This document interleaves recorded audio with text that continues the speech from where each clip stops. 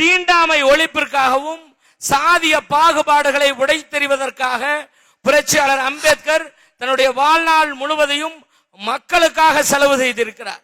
இது போன்ற கொள்கை தலைவர்களை தமிழக வெற்றி கழகத்தினுடைய தலைவர் அண்ணன் புரட்சி தளபதி அவர்கள் கொள்கை தலைவர்களை இளைஞர் மத்தியிலே கொண்டு செல்வதற்காக மிக நேர்த்தியான தலைவர்களை நமக்கு அறிமுகப்படுத்தி இருக்கிறார். ஆகையால் இந்த தலைவர்களை நாம் உயர்த்தி பிடிக்க வேண்டும்.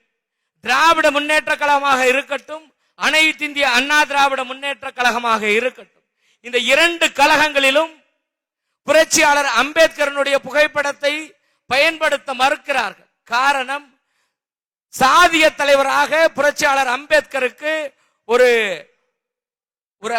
ஒரு அமைப்பை அவர்கள் உருவாக்கி விட்டார்கள். ஆனால் நமது கழகத்தினுடைய தலைவர் புரட்சியாளர் அம்பேத்கர் பெண் விடுதலை, தீண்டாமை ஒழிப்பு உள்ளிட்ட பல்வேறு காரியங்களுக்காக புரட்சியாளர் அம்பேத்கர் அவர்கள் களத்திலே நின்றிருக்கிறார். அந்த ஒற்றை காரணத்திற்காக புரட்சியாளர் அம்பேத்கர் அவர்களை தன்னுடைய கொள்கை தலைவராக இளைய தளபதி விஜய் அவர்கள் தன்னுடைய கட்சிக்கு பயன்படுத்தி வருகிறார். புரட்சியாளர் அம்பேத்கரை நாம் இறுகி பற்றி கொள்ள வேண்டும். அவர் விட்டு சென்ற பணியை நாம் தொடர்ந்திட வேண்டும். ஒரு கட்சிக்கு, ஒரு இயக்கத்திற்கு கொள்கை தலைவர்கள் எதற்காக வடிவமைக்கப்படுகிறார்கள்?